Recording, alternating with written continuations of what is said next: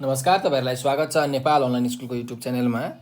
हाम्रो युट्युब च्यानलमा कक्षा नर्सरीदेखि मास्टरसम्मका सबै विषयका सबै भिडियोहरू उपलब्ध छन्। तपाईहरुले युट्युबमा गएर अथवा फेसबुकमा गएर नेपाल अनलाइन स्कुल भनी सर्च गरेर हाम्रो भिडियोहरू हेर्न सक्नुहुनेछ। हामीले हरेक कक्षाको हरेक विषयको old question solution, model question solution, concept based क्वेसनका सोलुसन साथसाथै च्याप्टर वाइज क्वेसनको सोलुसनको भिडियो बनाएर YouTube, Facebook, Viber, TikTok, Instagram सबैतिर हालेका छौँ। ती भिडियोहरू हेरेर तपाईहरुले आफ्नो कन्सेप्ट क्लियर गर्न सक्नुहुन्छ, आफ्नो नलेज बढाउन सक्नुहुन्छ भने आफ्नो एक्जामलाई पनि राम्रो गर्न सक्नुहुन्छ। र हाम्रो भिडियोलाई लाइक र सेयर गरेर धेरैभन्दा धेरै विद्यार्थीहरू समक्ष पुर्याइदिन म विनम्र अनुरोध गर्दछु।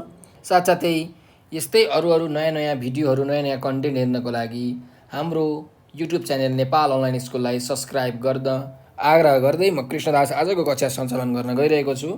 आज हामी चाहिँ कक्षा 9 को नेपाली पाठ्यपुस्तकको पाठ 8 सारङ्गीमा देश भन्ने जुन कविता छ, धीरेन्द्र प्रेमर्षिद्वारा रचित यो कविता वाचन गर्नेछौँ।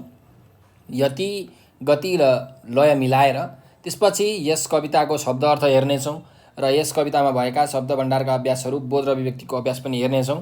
तपाईको बोध र अभिव्यक्तिमा यहाँ प्रश्न नम्बर 9 मा चाहिँ कविताको मूल भाव लेख्नु भनेर भनेको छ।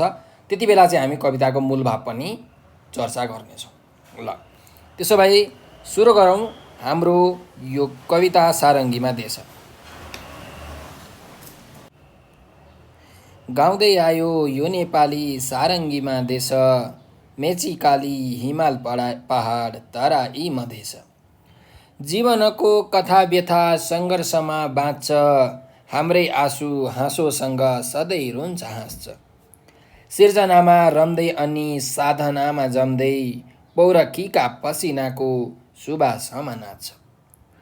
बक्खु भाङ्रा धोती सबै भन्छ मेरै भेष, गाउँदै आयो यो नेपाली सारङ्गीमा देश। हिमाललाई न्यानो दिन्छ तराईको काखा, मधेसको पङ्खा बनी बस्छन् भिर पाखा। स्वाभिमानको मियोमाथि पिरतीको दियो, बाली मुस्कुराएका छन् कोटी कोटी आँखा। नलागोसै कसैको नि भावनामा ठेस, गाउँदै आयो यो नेपाली सारङ्गीमा देश। जन्मे यही बुद्ध अनि भृकुटी र सीता, यही माटामा कर्मयोग सिकाउँछ गीता। ज्ञानभूमि तपोभूमि स्वप्नभूमि यही, गर्वसाथ गाउने गर्छ जय धरती माता।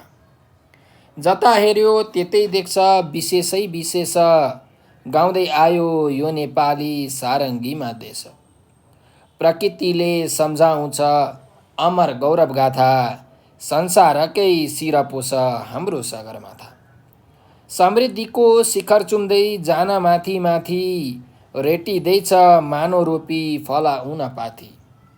सिङ्गो धरती सजाउने स्वर्णिम परिवेश, गाउँदै आयो यो नेपाली सारङ्गीमा देश। गाउँदै आयो यो नेपाली सारङ्गीमा देश भनेर यसरी यो कविता हामीले वाचन गरिसकेका छौँ। अब यो कविताले खास हाम्रो नेपालको जुन भौगोलिक क्षेत्रहरू छ, हिमाल पहाड तराईमा बस्ने जति पनि मानिसहरू छन् त्यसको बारेमा विशेष चर्चा गरेको छ।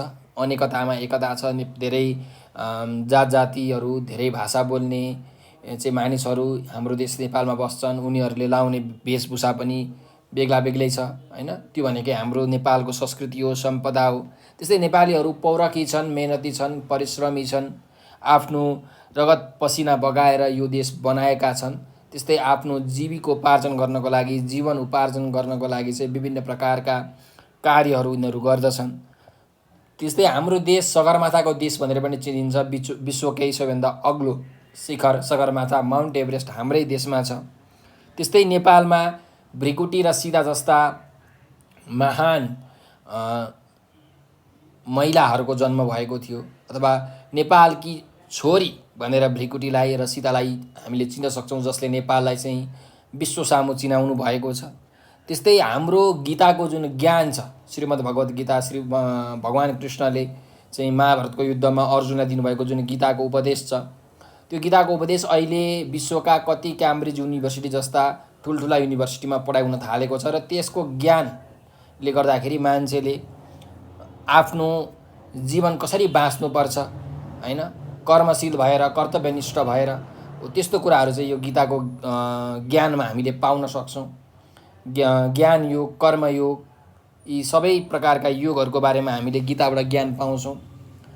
त यस्तो अमूल्य धरती हामीले पाएको छौँ, हाम्रो देश हामीले पाएको छौँ। त्यसैले हामीले आफ्नो देशलाई माया गर्नुपर्छ, यहाँको संस्कृति सम्पदा जोगाउनुपर्छ भन्ने कुरा चाहिँ यो कविताले हामीलाई भन्न खोजेको छ। मैले तपाईँहरूलाई एकदम छोटो तरिकाले यहाँ भने। अहिले मूल भाव, कविताको मूल भाव आएपछि हामी यसको बारेमा पनि विस्तृत चर्चा गर्नेछौँ है त। अब चाहिँ हामी यस पाठको शब्द अर्थतिर जाउँ। जस्तो पहिलो शब्द छ यहाँ व्यथा भनेर। व्यथा भनेको के हो त भन्दाखेरि दुःख, कष्ट, पीडा, वेदनालाई हामी भन्छौँ व्यथा। मानसिक वा शारीरिक पीडा अथवा कष्टलाई व्यथा भनेर भनिन्छ। त्यस्तै बक्खु भनेको छ है। बक्खु भनेको चाहिँ एउटा कपडा हो। जसरी तपाईँ सर्ट प्यान्टहरू भन्नुहुन्छ नि, त्यो कपडा हो नि, लुगा हो। त्यस्तै बक्खु भनेको पनि एउटा लुगा हो। यो एकदमै जाडो हुने ठाउँमा चाहिँ लगाइन्छ है। उनको बाक्लो कोट जस्तो लामो कपडालाई के भनिन्छ? बक्खु भनेर भनिन्छ है। त्यस्तै अर्को शब्द जाउँ, भाङ्रा भनेको छ। भाङ्रा भनेको चाहिँ पाटबाट बुनेको बोरा जस्तै एउटा खस्रो कपडा हो, त्यसलाई भाङ्रा भनेर भनिन्छ है। बोरा जस्तै हुन्छ, यो एकदमै खस्रो कपडा हुन्छ है। केबाट बुनेको अरे? पाटबाट बुनेको। अर्को जाउँ मियो। अब मियो भनेको चाहिँ के हो भन्दाखेरि तपाईँहरूले देख्नुभएको होला, यो धानहरू अब थ्रेसर आउनुभन्दा अगाडि धानहरू कुट्नको लागि, दाइँ गर्नको लागि बिचमा एउटा खम्बा गाडिन्छ। त्यो खम्बामा चाहिँ गोरुलाई बाँधेर गोरुलाई गर्दै घुमाइन्छ। हो, त्यो जुन खम्बा छ नि त्यसलाई नै के भनिन्छ? मियो भनिन्छ। त्यो ठ्याक्कै सेन्टरमा हुन्छ, बिचमा हुन्छ। त्यही भएर दाइँ गर्ने खलाको बिचमा बलियो गरी गाडिने खम्बा अथवा केन्द्र अथवा मुख्य भनेर हामीले केलाई भन्छौँ? मियोलाई भन्छौँ। ठिक छ। त्यस्तै गरिकन कोटी भनेको छ। कोटी भनेको चाहिँ करोड है। कोटी भनेको कति अरे? करोड। हाम्रो अब हिन्दू धर्मअनुसार कतिवटा देवता छन्? 33 कोटी देवी देवता छन् भनेको 33 करोड देवी देवता छन् भनेर भन्न खोजेको है। अर्को जाउँ, कर्मयोग भनेको छ। कर्मयोग भनेको चाहिँ कुनै पनि काम गर्दाखेरि अब त्यो काममा हामी सफल हुन्छौँ अथवा असफल हुन्छौँ, त्यो कुराको विचार नगरिकन काम गर्नेलाई के भनिन्छ? कर्मयोग भनिन्छ। जस्तो तपाईँहरूले इक्जाम दिनुभयो, तर पास भए पनि मतलब भएन, फेल भए पनि मतलब भएन, त्यो कुरा नसोचिकन बस म इक्जाम दिन्छु भनेर तपाईँले इक्जाम दिन जानुभयो भने त्यो कर्मयोग हो है। सफलता र विफलताको वास्ता नराखी समान भावले गरिने शुभ कार्य भनेकै कर्मयोग हो है नि। ल अर्को जाउँ, तपोभूमि। तपोभूमि भनेको चाहिँ देवताहरूले, ऋषिमुनिहरूले तपस्या गरेको भूमिलाई तपोभूमि भनेर भनिन्छ। ठिक छ। शिरपोस। शिरपोस भनेको चाहिँ शिरमा लगाइने टोपी, टाउकोमा लगाउने टोपी अथवा फेटा अथवा पगरीलाई के भनिन्छ? शिरपोस भनेर भनिन्छ। त्यस्तै समृद्धि। समृद्धि भनेको चाहिँ सबै कुरा पुगेको हैन, सम्पन्नता अथवा समृद्ध हुनुको भाव अथवा अवस्थालाई हामी के भन्छौँ? समृद्धि भनेर भन्छौँ। त्यस्तै स्वर्णिम। स्वर्णिम भनेको चाहिँ सुन जस्तै भएको, सुनौलो है। सुन जस्तै चम्किलो अथवा सुनौलो भनेको चाहिँ स्वर्णिम हो। ल अब जाउँ हामी ढिला नगरिकन शब्द भण्डारको अभ्यासमा। हेरौँ, 1 नम्बरको अभ्यास छ दिएका शब्द र अर्थबीच जोडा मिलाउनुहोस् भनेको छ। ल अब हामीले चाहिँ यहाँ शब्द र अर्थबीच जोडा मिलाउनु पर्यो। ल हेरौँ है त। सारङ्गी भनेको छ। सारङ्गी भनेको के हो? तारमा रेटेर बजाइने एक प्रकारको नेपाली बाजा हो सारङ्गी। अर्को जाउँ, सङ्घर्ष। सङ्घर्ष भनेको के हो? सङ्घर्ष भनेको चाहिँ परिश्रम, समस्यासँगको जुधाइ अथवा कठोर परिश्रमलाई हामी के भन्छौँ? सङ्घर्ष भनेर भन्छौँ। त्यस्तै पौरखी भनेको छ। पौरखी भनेको के हो? पौरखी भनेको चाहिँ उद्यमशील, उद्यम गर्ने है, त्यसलाई के भनिन्छ? पौरखी भनेर भनिन्छ। अर्को हेरौँ, धरती। धरती भनेको पृथ्वी अथवा जमिनलाई धरती भनिन्छ। गौरव। गौरव भनेको इज्जत, मान सम्मान, इज्जत अथवा प्रतिष्ठालाई गौरव भनिन्छ। समृद्धि। समृद्धि भनेको उन्नति, प्रगति भनेको चाहिँ समृद्धि हो त्यस्तै स्वर्णिम भनेको छ, स्वर्णिम भनेको चाहिँ सुन जस्तो चम्किलो अथवा सुनौनोलाई स्वर्णिम भनेर भनिन्छ। ठिक छ। ल जाउँ अब 2 नम्बरको अभ्यासमा। दिएका शब्दका पर्यायवाची शब्द कविताबाट खोजेर लेख्नुहोस् भनेको छ। ल अब यहाँ जुन शब्दहरू दिएको छ तिनीहरूको पर्यायवाची शब्द हामीले यो कविताबाट खोजेर लेख्नु पर्यो है त। जस्तो हिउँचुली भन्ने शब्द छ। अब हिउँचुलीको पर्यायवाची शब्द के छ त हाम्रो पाठमा तपाईँहरूले देख्न सक्नुहुन्छ। हिमाल भन्ने शब्द छ है यहाँ। हिमाल हो त हिउँचुली भनेको के हो रहेछ त हिमाल रहेछ। हिमाल। अर्को शब्द हेरौँ नयन।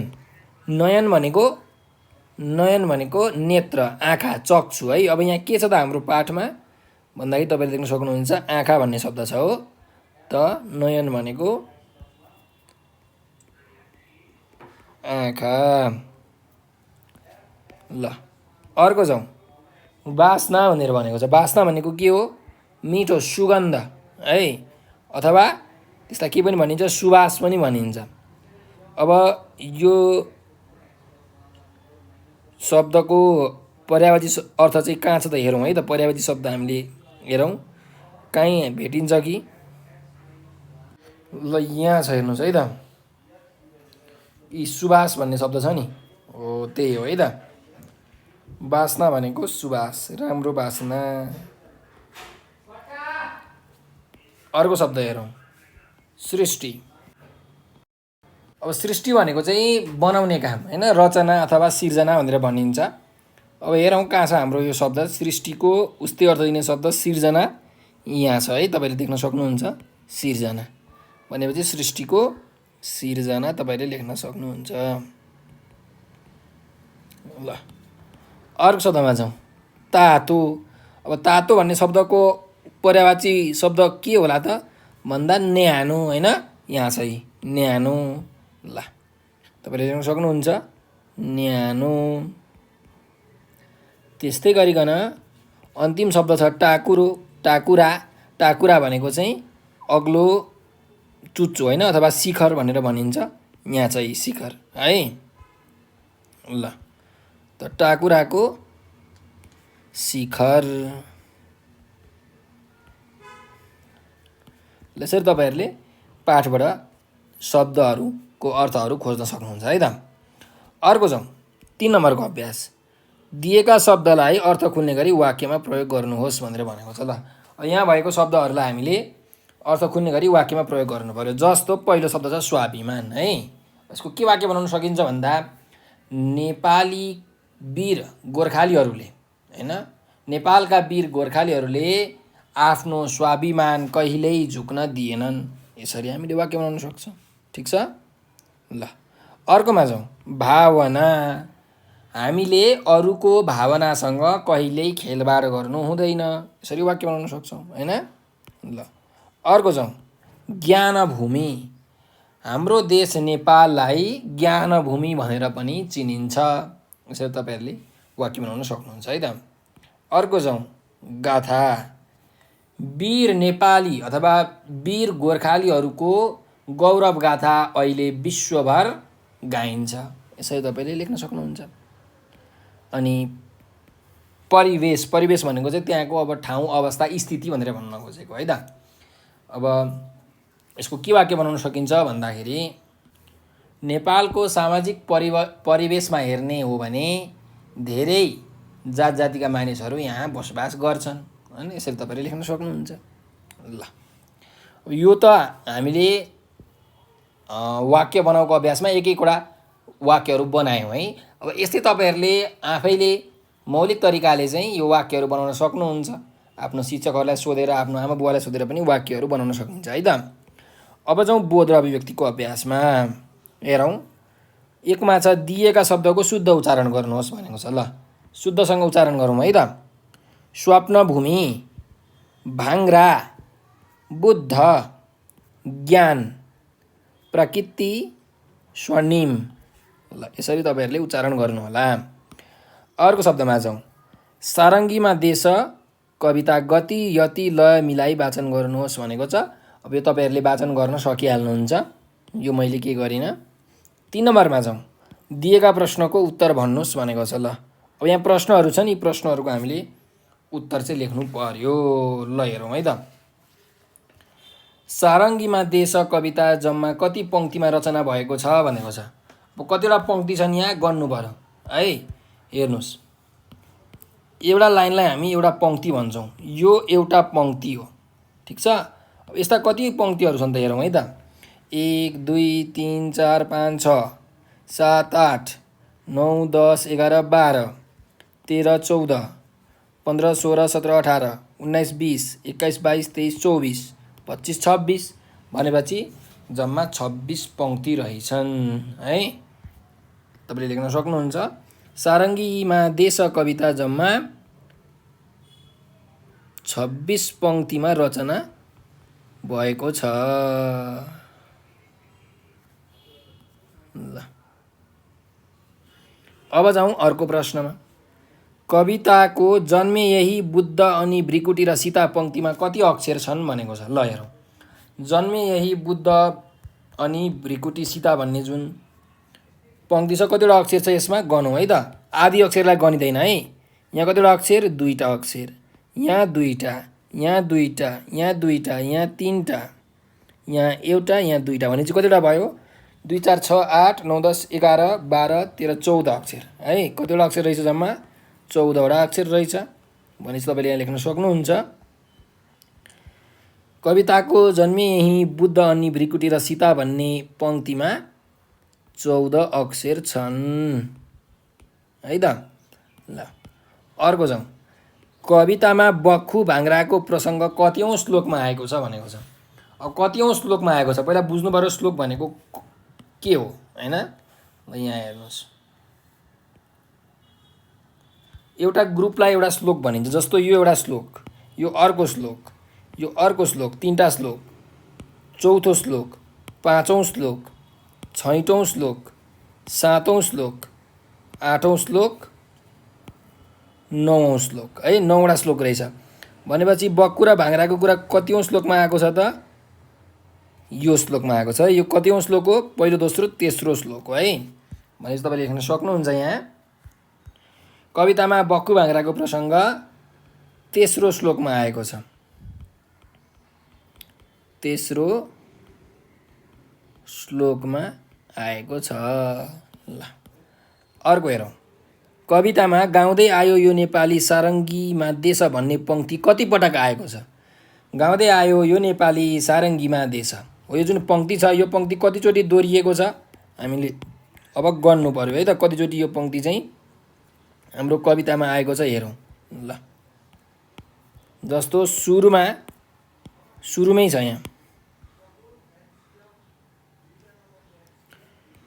यहाँ एकचोटि आयो, त्यस्तै यहाँ 2 चोटि भयो, यहाँ 3 चोटि आयो, यहाँ 4 चोटि अनि यहाँ 5 चोटि भनेपछि गाउँदै आयो यो नेपाली सारङ्गीमा देश भन्ने पङ्क्ति कति पटक आएको छ, 5 पटक आएको छ। ल अब जाउँ। अनुप्रास मिलाउन पङ्क्तिको अन्त्यमा दिएका देश मधेस बाँच्छ हाँस्छ जस्तै गरी अरू 3 जोडी शब्द पाठबाट खोजेर भन्नुहोस् अरे। अब जुन लय मिलेका हुन्छ नि, अनुप्रास मिलेका, देश मधेस बाँच्छ हाँस्छ हो, यस्तै अरू हामीले 3वटा मिलेको शब्दहरू चाहिँ पत्ता लगाउनु पर्यो है त। जस्तो हेरौँ, भेष देश एउटा भयो, काखा भिरपाखा एउटा भयो, त्यस्तै ठेस देश अर्को भयो, सीता गीता अर्को भयो, विशेष देश अर्को पनि भयो। कति छन् है। गाथा सगरमाथा, त्यस्तै माथि पाथी, परिवेश देश। ल यस्ता शब्दहरू तपाईँहरूले राम्रोसँग खोज्न सकिहाल्नुहुन्छ। तपाईँले लेख्नु होला है त। अब जाउँ 4 नम्बरको अभ्यासमा। दिएको कवितांश पढी सोधिएका प्रश्नको उत्तर दिनुहोस् अरे। अब यो कवितांश पढेर हामीले सोधिएको यहाँ तल सोधिएको प्रश्नको उत्तर दिनु पर्यो है त। ल हेरौँ। हिमाललाई न्यानो दिन्छ तराईको काखा, मधेसको पङ्खा बनी बस्छन् भिर पाखा। स्वाभिमानको मियोमाथि पिरतीको दियो, बाली मुस्कुराएका छन् कोटी कोटी आँखा भनेर यहाँ हामीलाई एउटा कवितांश एउटा श्लोक यहाँ दिएको छ। अब जाउँ प्रश्नमा। तराईले हिमाललाई न्यानो दिन्छ किन भनिएको हो भनेर हामीलाई यहाँ भनेको छ है। अब तराईले हिमाललाई न्यानो दिन्छ किन भनिएको भन्दाखेरि हामीले तराईमा विभिन्न प्रकारका खेतीपाती गर्छौँ। हेर्नुहोस्, हिमालमा धेरैजसो अन्नहरू फल्दैनन्। नेपालको अन्नको भण्डार भनेको तराई नै हो। त्यही भएर तराईमा फलेका विभिन्न अन्नहरू गएर चाहिँ पहाडमा हिमालमा गएर बिक्री हुन्छन् है। त्यही भएर पनि चाहिँ यो तराईले हिमाललाई न्यानो दिन्छ भनेर भनिएको है। त्यस्तै गरिकन यसको अर्को अर्थ के हुन्छ भने हिमालका मानिसहरूलाई तराईका मानिसहरूले पनि के गर्छन् त मित्रताको भावना राख्छन्, परेको बेलामा सहयोग गर्दछन्। त्यही भएर तराईले हिमाललाई न्यानो दिन्छ भनेर पनि भन्न यसरी पनि सकिन्छ। ठिक छ। त्यस्तै अर्को एउटा कारण के पनि हुनसक्छ भने हिमालमा हेर्नुहोस् हिउँहरू पर्छ, धेरै जाडो हुन्छ होइन, र तराईमा एकदमै धेरै घाम लाग्छ। त्यो यति तातो हावा तराईबाट हिमालतिर जाँदाखेरि त्यो तातो हावाले पनि न्यानो दिन्छ। तर यो चाहिँ सिधा अर्थ भयो होइन। तर यसको घुमाउरो अर्थ चाहिँ मैले अगाडि भनेका दुईवटा प्रसङ्गहरू हुन्। त यही कुरालाई तपाईँहरूले यहाँ समेटेर लेख्न सक्नुहुन्छ है। तराईले हिमाललाई न्यानो दिन्छ किन भनिएको हो भन्दा नेपालको अन्न भण्डारको रूपमा रहेको तराईमा फल्ने विभिन्न अन्नबालीहरू हिमालमा गएर चाहिँ बिक्री वितरण हुन्छन्। त्यस्तै हिमालमा बस्ने मानिसहरूलाई तराईमा बस्ने मानिसहरूले आपद विपद परेको बेलामा सहयोग गर्छन्, एक आपसमा उनीहरूको मेलमिलाप छ। त्यही भएर तराईले हिमाललाई न्यानो दिन्छ भनिएको हो। यसरी तपाईँले लेख्न सक्नुहुन्छ। अर्को जाउँ। यस कवितांशमा पिरतीको दियो कुन अर्थमा आएको छ भनेर भनेको छ। अब पिरतीको दियो कुन अर्थमा आएको छ भन्दा सबै आम नेपाली जनताहरू हिमाल पहाड तराईमा बस्ने जति पनि जात जातिका मानिसहरू छन् ती सबै मानिसहरूमा एक प्रकारको प्रेम छ, सद्भावना छ, सद्भाव छ, मित्रताको भावना छ। हो त्यो अर्थमा चाहिँ यहाँ पिरतीको दियो भनेर आएको हो है त। ल अर्को जाउँ। मधेसका लागि पङ्खाको काम केले गरेको छ? मधेसका लागि पङ्खाको काम भिरपाखाले गरेको छ है। केले गरेको छ? भिरपाखाले गरेको छ।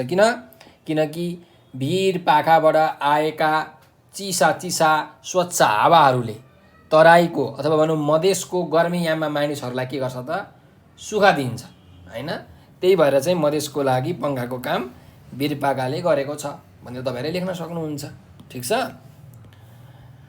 ल अब जाउँ 5 नम्बरको अभ्यासमा। दिएका कवितांशलाई गद्यमा रूपान्तरण गर्नुहोस् भनेको छ। अब गद्यमा रूपान्तरण गर्नु भनेको के हो भन्दाखेरि हेर्नुहोस् है त, एउटा हुन्छ पद्य, अर्को हुन्छ गद्य। पद्य भनेको चाहिँ लय हालेर गाउन सकिने, तर पद्य भनेको चाहिँ पढ्न मात्रै सकिने। जस्तो एउटा वाक्य हुन्छ नि, मेरो नाम खेमराज ढकाल हो भनेर यसरी तपाईँ भन्नुहुन्छ भने त्यो भनेको के हो त एउटा वाक्य मात्रै हो होइन। त्यसलाई हामी भन्छौँ गद्य। गाउन नसकिने, लय हालेर गाउन नसकिनेलाई गद्य भनेर भनिन्छ। अब हेरौँ।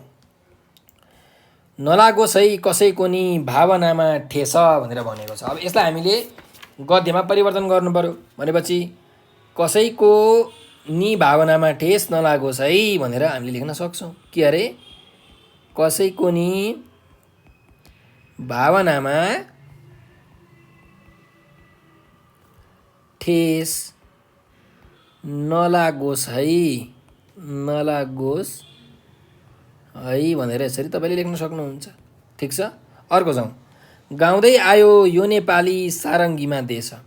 अब यसलाई कसरी परिवर्तन गर्ने भन्दाखेरि यो नेपाली सारङ्गीमा देश गाउँदै आयो है। यो नेपाली सारङ्गीमा देश गाउँदै आयो। देश गाउँदै आयो यसरी लेख्न सकियो। अर्को हेरौँ। प्रकृतिको सम्झाउँछ अमर गौरव गाथा भनेपछि प्रकृतिको अमर गौरव गाथा सम्झाउँछ हैन। प्रकृतिको अमर गौरव गाथा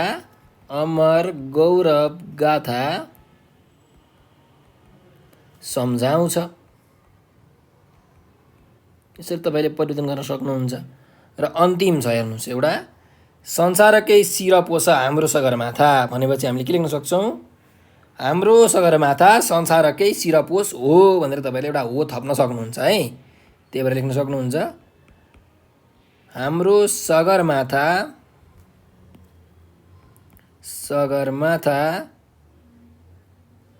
संसारकै शिरपोष हो। यसरी तपाईँहरूले लेख्न सक्नुहुन्छ। ल, गद्यमा रूपान्तरण भयो है त। अब जाउँ 6 नम्बरको अभ्यासमा। ल हेरौँ 6 नम्बरको अभ्यासमा के भनिएको छ त? दिएका प्रश्नको उत्तर लेख्नुहोस् भनेको छ। ल अब यहाँ प्रश्नहरू छन्, ती प्रश्नहरूको हामीले उत्तर लेख्नु पर्यो है त। सबै नेपालीको भावनालाई सम्मान गर्न के गर्नुपर्छ भनेर हामीलाई यहाँ सोधेको छ है। अब हेर्नुहोस्, हाम्रो देश नेपालमा विभिन्न जात जाति भाषा भाषी बोल्ने मानिसहरू बस्दछन् र तिनीहरूको आफ्नै वेशभूषा छ, आफ्नै संस्कृति छ, तिनीहरू आफ्नै भाषा छ। यसरी नेपालमा अनेकतामा एकता छ र हामी सबै जात जातिका वर्णहरूका मानिसहरू मिलेर बस्नुपर्छ। त्यस्तै गरिकन अरूलाई नराम्रो हुने काम गर्नु हुँदैन, अरूलाई दुःख पीडा वेदना दिने काम गर्नु हुँदैन र आपसी मेलमिलाप सद्भाव सदाचार कायम गरेर हामीले सबै नेपालीको भावनालाई सम्मान गर्नुपर्छ। यसरी तपाईँहरूले लेख्न सक्नुहुन्छ। ठिक छ। ल अब जाउँ पौरखीका पसिनाको सुवासमा नाच्छ भनेर यहाँ हामीलाई एउटा भनौँ न पङ्क्ति दिइएको छ। अब त्यो पङ्क्तिको आशय के हो त हामीले यहाँ प्रस्ट्याउनु पर्नेछ है त। अब हाम्रो देश नेपाल भनेको बहुजातीय बहुधार्मिक बहुसांस्कृतिक बहुभाषिक देश हो र यहाँ विभिन्न जात जातिका मानिसहरू विभिन्न भौगोलिक क्षेत्रहरूमा बसोबास गर्दछन् र उनीहरूले आफ्नो जीविकोपार्जनको लागि कडा मेहनत परिश्रम र पौरख गरेर आफ्नो जीवन चलाएका हुन्छन्। उनीहरूको जीवनमा विभिन्न दुःख पीडा वेदना व्यथाहरू र सङ्घर्षहरू हुन्छन्। हो, ती सङ्घर्षको जुन फल छ त्यो सङ्घर्षको फलमा ती सबै मानिसहरू त्यो सङ्घर्षको मिठो फल लिँदै त्यसको सुवासमा रमाउँदै नाच्छन् भनेर भन्न खोजेको है त। बाँच्छन् नाच्छन् भनेर भन्न खोजेको है त यसको आशय। ल अर्को जाउँ, कवितामा नेपालका कस्ता सांस्कृतिक विशेषता उल्लेख छन् भनेर भनेको छ है। अब कवितामा नेपालको कस्तो सांस्कृतिक विशेषता उल्लेख गरिएको छ त? अब यस कवितामा हाम्रो देश नेपालमा विभिन्न प्रकारका जात जातिका मानिसहरू बसोबास गर्दछन्। तिनीहरूको वेशभूषाहरू तिनीहरूको भाषाहरू बेग्ला बेग्लै छ, तिनीहरूको पहिरनहरू बेग्ला बेग्लै छ। बक्खु भाङ्रा धोती जस्ता भेषहरू हिमाल पहाड तराईका मानिसहरूले लुगाहरू चाहिँ हिमाल पहाड तराईका मानिसहरूले लगाउने गर्दछन्। त्यस्तै हाम्रो देशमा गौतम बुद्ध भृकुटी सीता जस्ता महान व्यक्तिहरूको जन्म भएको छ। त्यस्तै हाम्रो देशमा गीता जस्तो वैदिक शास्त्र रहेको छ जसले हामीलाई कर्मयोग सिकाउँछ हैन।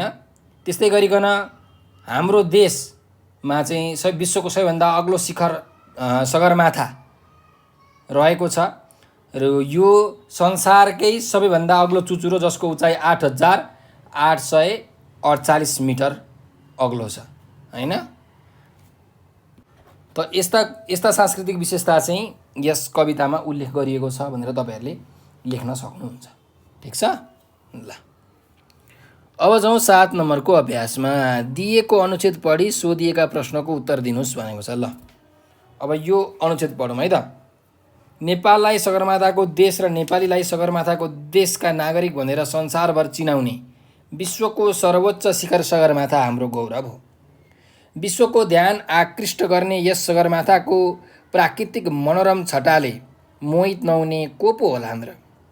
हिमालको सुन्दरता तस्बिरमा हेर्न जति सजिलो छ, नजिक पुगेर दृश्यावलोकन गर्नु त्यति सहज छैन। त्यसमा पनि धरतीको स्वर्गका रूपमा रहेको सगरमाथाको आरोहण अझै कठिन र चुनौतीपूर्ण छ। तीव्र इच्छाशक्ति छ भने सपना साकार हुन समय पनि लाग्दैन। धेरैले सर्वोच्च शिखर सगरमाथा चढ्ने सपना देखेका हुन्छन्। नसके कम्तीमा 5364 मिटरको उचाइमा रहेको सगरमाथाको आधार शिविरसम्म भए पनि पुग्ने धोको राख्छन्। आधार शिविरमा पुग्नका लागि दोलखाको जिरी र सोलुखम्बुको सल्लेरीबाट गरिने पदयात्रा लामो छ। काठमाडौँबाट सोझै लुक्ला उडान गरी आधार शिविरमा छरितो पदयात्रा पनि गर्न सकिन्छ। आधार शिविरबाट विश्वकै अग्लो सगरमाथा 8848.86 मिटर नजिकबाट छर्लङ्ग देखिने हुँदा यो आधार शिविर सबैका लागि लोकप्रिय गन्तव्य बन्दै गएको छ। शेर्पा संस्कृति, हिम झरनाको दृश्य, ऐतिहासिक बौद्ध गुम्बाको दर्शन तथा हिम नदीको मनोरम दृश्यले आधार शिविरको यात्रालाई थप रोचक बनाउँछ। त्यसैले पनि धेरै विदेशी र स्वदेशीका लागि सगरमाथा आधार शिविरको पदयात्रा उच्च प्राथमिकतामा पर्ने गर्छ। हजारौँ पदयात्री हरेक वर्ष त्यहाँ पुग्छन्। उनीहरू सगरमाथा र सेरोफेरोको सौन्दर्यलाई आँखाका नानीभित्र लुकाउँदै आनन्द तिरेकमा डुब्छन् भनेर यसरी एउटा अनुच्छेद दिएको छ है त। अब यहाँ प्रश्नहरू हेरौँ के कस्ता छन्। नेपाली विश्वभर कुन नामले चिनिन्छन् भनेर भनेको छ। नेपाली विश्वभर कुन नामले चिनिन्छन् भन्दा नेपाली विश्वभर सगरमाथा देशको नागरिक भनेर चिनिन्छन् है। यसरी तपाईँले लेख्न सक्नुहुन्छ। अर्को छौँ, कुन कुन ठाउँबाट सगरमाथाको आधार शिविरसम्म पुग्न सकिन्छ भनेको छ। कुन कुन ठाउँबाट सगरमाथाको आधार शिविरसम्म पुग्न सकिन्छ? दोलखाको जिरी, सोलुखम्बुको सल्लेरी, त्यस्तै लुक्लाबाट चाहिँ हामीले सगरमाथाको आधार शिविरसम्म पुग्न सकिन्छ है। भनेपछि के लेख्न सक्नुहुन्छ? दोलखाको जिरी, सोलुखम्बुको सल्लेरी र लुक्लाबाट सगरमाथाको आधार शिविरसम्म पुग्न सकिन्छ। यसरी तपाईँहरूले लेख्नु होला। अर्को जाउँ, अर्को प्रश्न। आधार शिविरसम्मको यात्रालाई थप रोचक बनाउने कुरा के हुन् भनेर भनेको छ। शेर्पा संस्कृति, हिम झरनाको दृश्य, ऐतिहासिक बौद्ध गुम्बाको दर्शन र हिम नदीको मनोरम दृश्यले आधार शिविरसम्मको यात्रालाई थप रोचक बनाउँछन्। यसरी तपाईँले लेख्न सक्नुहुन्छ। ठिक छ ल। अर्को जाउँ, सगरमाथालाई धरतीको स्वर्ग किन भनिएको हो भनेर भनेको छ। अब सगरमाथालाई धरतीको स्वर्ग किन भनिएको होला त भन्दा पृथ्वीमा रहेको सबैभन्दा अग्लो स्थान अथवा सबैभन्दा अग्लो चुचुरो सगरमाथा भएकाले यसलाई धरतीको स्वर्ग भनिएको होइन। यसरी तपाईँले लेख्न सक्नुहुन्छ ल। अब जाउँ ख नम्बरको अभ्यासमा। अनुच्छेदका स्वर्ग र सपना जस्ता शब्दका विपरीतार्थी शब्द लेख्नुहोस् अरे ल। अब स्वर्गको विपरीतार्थी शब्द के हो? उल्टो अर्थ नर्क होइन। अनि सपनाको उल्टो अर्थ के हो? विपना। यो त एकदमै सजिलो थियो है त। अब अर्को जाउँ आ नम्बरको प्रश्नमा। अनुच्छेदबाट हजारौँ पदयात्री हरेक वर्ष त्यहाँ पुग्छन्। यो वाक्यलाई इच्छार्थक वाक्य बनाइ लेख्नुहोस् भनेर भनेको छ। अब हेर्नुहोस् है त, के हो त इच्छार्थक भनेको, पहिला त्यो बुझौँ। वाक्यका विभिन्न प्रकारहरू हुन्छन् है। अर्थको आधारमा अथवा भनौँ भावको आधारमा वाक्यहरूलाई विशेष गरिकन 4 प्रकारले वर्गीकरण गरिन्छ। सामान्यार्थ, आज्ञार्थ, इच्छार्थ र सम्भावनार्थ। इच्छार्थ भनेको पनि अर्थको आधारको एउटा वाक्य नै हो। अब इच्छार्थ भनेको चाहिँ के भन्दाखेरि इच्छा प्रकट गर्ने क्या। त्यो बरु जाओस्, गए हुन्थ्यो भनेको क्या। जाओस्, खाओस्, हिँडोस्, यो भनेको चाहिँ इच्छार्थका क्रियापदहरू हुन्। भनेपछि यहाँ हामीले के लेख्न सक्छौँ? हजारौँ पदयात्री हरेक वर्ष त्यहाँ पुगुन्। के हुन्छ अरे? पुगुन् है। त्यही भएर तपाईँले यहाँ लेख्न सक्नुहुन्छ है त। हजारौँ पदयात्री हरेक वर्ष त्यहाँ पुगुन् ल। अर्को जाउँ, धेरैले सर्वोच्च शिखर सगरमाथा चढ्ने सपना देखेका हुन्छन्। यो वाक्यलाई चाहिँ सम्भावनार्थमा हामीले परिणत गर्नु पर्यो। अब सम्भावनार्थ भनेको चाहिँ अनुमान गर्ने अथवा सम्भावनाको भाव बुझाउने, अनिश्चयको भाव बुझाउनेलाई सम्भावनार्थ भनेर भनिन्छ है त। अब लेखौँ के हुन्छ होला त। धेरैले सर्वोच्च शिखर सगरमाथा चढ्ने सपना देखेका होलान्, होइन? यसरी तपाईँहरूले लेख्न सक्नुहुन्छ, होलान्। ल अब जाउँ अनुच्छेदबाट दुईवटा हलन्त र अजन्त क्रियापद पहिचान गरी लेख्नुहोस्। अब के हो त हलन्त र अजन्त भनेको? हलन्त भनेको खुट्टा काटिएको, के अरे? खुट्टा काटिएकोलाई हलन्त भनेर भनिन्छ। अजन्त भनेको खुट्टा नकाटिएको है त। अब हामीले दुईवटा हलन्त र अजन्तको क्रियापद पहिचान गरेर लेख्नु पर्यो। ल हेर्नुहोस् त, हलन्त है, डुब्छन्, खुट्टा काटेको छ, नको खुट्टा काटेको छ। पुग्छन्, यहाँ पनि छ हलन्त हो त, डुब्छन्, पुग्छन्, हुन्छन्, राख्छन्, यी सबै हलन्तका क्रियापदहरू हुन्। अब अजन्तका क्रियापदहरू हेर्नुहोस्, सकिन्छ, होइन? त्यस्तै गरिकन गर्छ, यो हाम्रो अजन्तको क्रियापदहरू है। लाग्दैन, छ अजन्तको क्रियापद, हो अजन्तको क्रियापद, यसरी है त। हलन्तको यहाँ बनाउँछन् भन्ने पनि छ है त। ल यसरी तपाईँहरूले हलन्त अजन्त पनि बुझ्नुभयो। अब जाउँ 8 नम्बरमा, दिएको कवितांशको व्याख्या गर्नुहोस् भनेको छ। ल यो कवितांशको व्याख्या गरौँ है त। ज्ञानभूमि, तपोभूमि, स्वप्नभूमि यहीँ गर्वसाथ गाउने गर्छ जय धरती माता भनेर भनेको छ।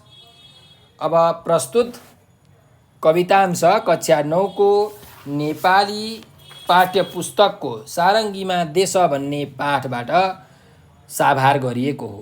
यस कविताका रचयिता कवि धीरेन्द्र प्रेमर्षि हुन् र उनले यस कवितामा नेपालको विभिन्न जात जातिका संस्कृतिहरू र यहाँको परिवेशको एकदम मनमोहक तरिकाले, आकर्षक तरिकाले चाहिँ वर्णन गरेका छन् है।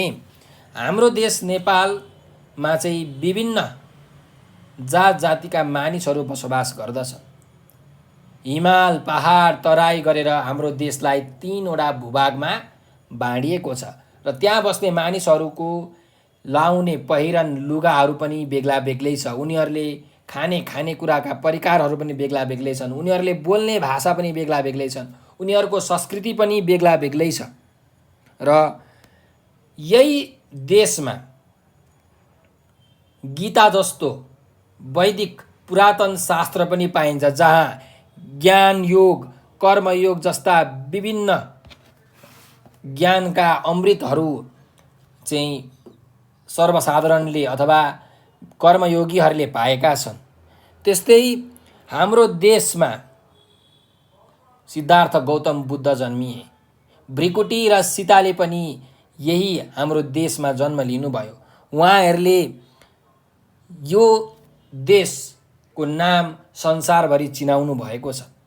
उहाँहरूले अनेक मेहनत गरेर, तपस्या गरेर, त्याग गरेर हाम्रो देशलाई चिनाउनु भएको छ। त्यसैले हाम्रो देश नेपाल विभिन्न ज्ञानीहरूले ज्ञान लिएको क्षेत्र हो। विभिन्न साधकहरूले, त्यस्तै परिश्रमीहरूले तप गर्ने, तपस्या गर्ने भूमि हो। देवी देवताहरू, ऋषिहरूले पनि हाम्रो देश नेपालको भूमिमा तपस्या गरेका छन् भन्ने कुरा हामीलाई अवगत नै छ। त्यस्तै हाम्रो देश नेपाल जस्तै संसारमा अरू कुनै देश पनि छैन। त्यसैले यो देशको माटो हामी सबै आम नेपालीको सपना पनि हो। त्यसैले हामीले हाम्रो देशमाथि गर्व गर्न सक्नुपर्छ। यसको इज्जत, यसको मान, यसको प्रतिष्ठा कसरी बढाउने भन्ने कुरा सोच्नुपर्छ भन्ने यस कवितांशको मूल भाव हो भनेर तपाईहरूले लेख्न सक्नुहुन्छ है। ल अब जाउँ 9 नम्बरको अभ्यासमा। ल हेरौँ है त। दिएका बुदालाई आधार मानी कविताको मूल भाव लेख्नुहोस् भनेर भनेको छ, हैन? अब यो कविताको मूल भाव के हो त हामीले लेख्नु पर्यो है त। अब सारङ्गीमा देश कवितामा, सारङ्गीमा देश भन्ने कवितामा सारङ्गीमा गीत गाएर हैन। सारङ्गीमा गीत गाएर नेपालीहरूको कथा व्यथाहरूलाई, उनीहरूले भोगेका पीडा वेदनाहरूलाई सुनाइएको छ। गीतको भाकामा सारङ्गीमा रेड्दै गाइने दाइले हाम्रो देश नेपालका विभिन्न नेपालीहरूको दुःख पीडा वेदनालाई समेटेर सारा नेपाली जनताहरूलाई गीत सुनाउँदै हुनुहुन्छ। त्यस्तै हाम्रो देश नेपाललाई हिमाल पहाड तराई गरेर 3वटा भौगोलिक क्षेत्रमा विभाजन गरिएको छ। त्यहाँ विभिन्न जात जातिका मानिसहरू बसोबास गर्दछन्। उनीहरूको संस्कृति बेग्ला बेग्लै छ, उनीहरूको पहिरन बेग्ला बेग्लै छ, उनीहरूको वेशभूषा भाषाहरू पनि बेग्ला बेग्लै छन्, तर पनि ती मानिसहरूमा एकताको भाव छ। ती तराई पहाड र हिमालमा बसोबास गर्ने मानिसहरू बीच मेलमिलापको भावना, सद्भाव कायम छ, मित्रता कायम छ। एउटालाई दुःख पर्दा अर्कोले सहयोग गर्ने गरेका छन्। त्यसैले हाम्रो देश नेपालका जति पनि नागरिकहरू छन्, जति पनि मानिसहरू छन्, ती सबै मानिसहरूले आफ्नो निजी स्वार्थलाई भन्दा आफ्नो देशलाई माथि राख्छन्। जननी जन्मभूमिश्च स्वर्गादपि गरियसी। आफूलाई जन्म दिने आमा र आफ्नो जन्मभूमि सबैका लागि प्यारो हुन्छन्, स्वर्गभन्दा पनि निकै प्यारो हुन्छ। र यो उक्ति नेपालीहरूले मनन गरेका छन्। आफ्नो राष्ट्र र आफ्नो राष्ट्रियता स्वर्गभन्दा पनि प्यारो लाग्छ उनीहरूलाई। त्यस्तै हाम्रो देश नेपाल प्राकृतिक सुन्दरताले पनि भरिपूर्ण भएको देश हो। यहाँ विभिन्न सुन्दर सुन्दर सेता दाँतका पङ्क्ति जस्तै मिलेका हिमालहरू छन्। विश्वकै सबैभन्दा सर्वोच्च शिखर सगरमाथा हाम्रै देश नेपालमा छ। त्यस्तै यहाँ एकदम हरियाली, हरिया फाँटहरू, वन जङ्गलहरू, विभिन्न नदी नालाहरूले यहाँको सुन्दरतालाई विश्व सामु चिनाएका छन्। र हाम्रै देशमा गौतम बुद्ध जस्ता, भृकुटी र सीता जस्ता महान व्यक्तित्वहरूको जन्म भएको छ। र गीताको ज्ञान पनि हाम्रो देशमा सारा जनताहरूले मनन गरेका छन्। हाम्रो देश विभिन्न ऋषि मुनिहरूको तपोभूमि पनि रहेको छ र यो ज्ञानभूमि पनि रहेको छ। त्यसैले हाम्रो देशमा यस्तो विविधता छ, चाहे प्राकृतिक, भौगोलिक, जलवायु जेसुकैको होस्, मौसमको पनि विविधता छ, भौगोलिक रूपमा पनि विविधता छ, सांस्कृतिक रूपमा पनि विविधता छ, जातीय रूपमा पनि विविधता छ, भाषिक रूपमा पनि विविधता छ। त यस्तो विविध संस्कृति, विविध मानिसहरू हुँदाहुँदै पनि तिनीहरूमा एकता छ। हाम्रो देश नेपाल 4 वर्ण र 36 जातको साझा फुलबारी हो। र यस्तो अनेकतामा पनि, यस्तो विविधतामा पनि यहाँ एकता छ। र यो एकतालाई हामीले सदैव कायम राख्न सक्यौँ भने हामी आफ्नो राष्ट्र र राष्ट्र निर्माणमा चाहिँ अघि बढ्यो भने हामीले आफ्नो देशलाई अझै सुन्दर, अझै समृद्ध बनाउन सक्छौँ। र यसतर्फ हामी सारा नेपालीहरू लाग्नुपर्छ भन्नु नै यस कविताको मूल भाव हो भनेर तपाईँहरूले लेख्न सक्नुहुन्छ है। अब यो कविताको मूल भाव तपाईँहरूले राम्ररी लेख्न सक्नुभयो भने जतिसुकै प्रश्नहरू तपाईँलाई सोधुन्, चाहे त्यो व्याख्या गर्ने प्रश्न होस्, चाहे त्यो समीक्षात्मक विवेचना गर्ने प्रश्न होस्, तपाईँले त्यसको उत्तर एकदम राम्रोसँग लेख्न सक्नुहुन्छ है। तर मूल भाव चाहिँ तपाईँहरूले राम्ररी बुझ्नुपर्ने हुन्छ। ठिक छ ल। अब जाउँ अर्को प्रश्नमा। सारङ्गीमा देश कवितामा रहेका विषयवस्तुबारे कक्षामा छलफल गर्नुहोस् भनेको छ। अब यहाँ के विषयवस्तुहरू छन् त भन्दाखेरि, एउटा विषयवस्तु भनेको सारङ्गीमा हाम्रा देशका जति पनि नागरिकहरू छन्, ती नागरिकको कथा व्यथा, तिनीहरूको सङ्घर्ष, दुःख पीडा वेदनाको चाहिँ गीत गाइएको छ हैन, सारङ्गी रेड्दै। त्यस्तै हाम्रो देश नेपालीहरूले विभिन्न मेहनतहरू गरेका छन्, बहादुरी देखाएका छन् हैन। पौरखी नेपालीहरूको पसिना पसिनाको चाहिँ सुबासमा सारा हाम्रो हिमाल पहाड तराई नाच्दछ भन्ने कुरा पनि यहाँ त्यो विषयवस्तु पनि छ। हाम्रो देशलाई हिमाल पहाड तराई गरेर विभिन्न भौगोलिक क्षेत्रमा बाँडिएको छ। त्यहाँ भएका मानिसहरूको विभिन्न आफ्नै संस्कृतिहरू छन्, तर तिनीहरूमा अनेकतामा पनि के छ त एकता छ। त्यत्रो विविधता हुँदाहुँदै पनि हाम्रो देशमा एकता छ भन्ने कुरा पनि यहाँ दिएको छ। त्यस्तै हाम्रो देश प्राकृतिक सुन्दरताले पनि भरिपूर्ण देश हो। संसारकै अग्लो शिखर सगरमाथा पनि हाम्रो देश नेपालमै छ भन्ने कुरा पनि यहाँ यो विषयवस्तु पनि समेटिएको छ। त्यस्तै गौतम बुद्ध, भ्रिकुटी सीता जस्ता महान व्यक्तित्वहरूको जन्म पनि हाम्रै देश नेपालमा भएको, जसले नेपाललाई विश्व सामु चिनाएका छन् भन्ने विषयवस्तु पनि यस पाठमा यो कवितामा समावेश गरिएको छ। त्यस्तै श्रीमद् भगवत गीता जुन वैदिक शास्त्र छ, भगवान श्रीकृष्णले अर्जुनलाई जुन उपदेश दिनुभएको थियो हो, त्यो गीता श्रीमद् भगवत गीता जस्तो शास्त्र पनि हाम्रो देशमा छ। त्यसको अनुसरण गर्ने विभिन्न व्यक्तिहरू छन् र त्यो हामीले पढ्ने गीता हाम्रो वैदिक जुन साहित्य छ, जुन शास्त्र छ, त्यो अहिले विदेशका विभिन्न ठुल्ठुला क्याम्ब्रिज अक्सफोर्ड युनिभर्सिटीहरूमा पनि पढाइ भइरहेका छन्। त्यसको बारेमा पनि यहाँ छलफल गरिएको छ, गीताको बारेमा छलफल गरिएको छ। त्यस्तै गरिकन हामी सबै नेपालीहरू मिलेर एकजुट भएर हाम्रो देश समृद्ध बनाउन हामी अघि बढ्नुपर्छ। आफ्नो राष्ट्र र राष्ट्रियतालाई आफ्नो निजी स्वार्थभन्दा माथि राख्नुपर्छ भन्ने कुराको पनि यहाँ उल्लेख गरिएको छ। यस्ता विषयवस्तुहरू हामीलाई यहाँ दिएको छ है त। ल अब जाउँ 11 नम्बरमा, दिएको सन्दर्भ पढ्नुहोस् र तोकिएको कार्य गर्नुहोस् भनेको छ। अब यहाँ एउटा केही सन्दर्भ दिएको रहेछ, अब यो तपाईँहरूले गर्नुपर्ने खालके काम छ है त। हेरौँ, 4 कक्षामा पढ्ने बहिनी नृत्य प्रतियोगितामा प्रथम भइन्। उनी खुसी हुँदै घर आएर भनिन्, दिदी मैले त नृत्य पुरस्कार पाएँ नि। त्यसपछि दिदीले बहिनीलाई माया गर्दै भनिन्, स्याबास नानु, मेरी बहिनीले पुरस्कार पाउँदा म धेरै खुसी छु। आमा बुवा पनि यो खबरले निकै खुसी हुनुहुनेछ, सधैँ यस्तै गर्नु है भनेर यहाँ भनिएको छ। अब तपाईँको साथी पुरस्कृत भएको परिकल्पना गरी कक्षामा पुरस्कृत साथीप्रति स्नेह र प्रशंसा प्रस्तुत गर्नुहोस् अरे।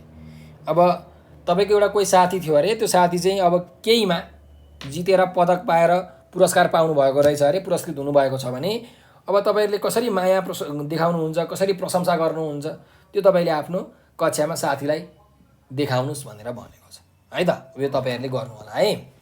र यो सँगसँगै हाम्रो सारङ्गीमा देश भन्ने पाठको सबै अभ्यासहरू सकिसकेका छन्। तपाईँहरूलाई यो भिडियो कस्तो लाग्यो कमेन्टमा प्रतिक्रिया दिन भने चाहिँ नबिर्सनु होला।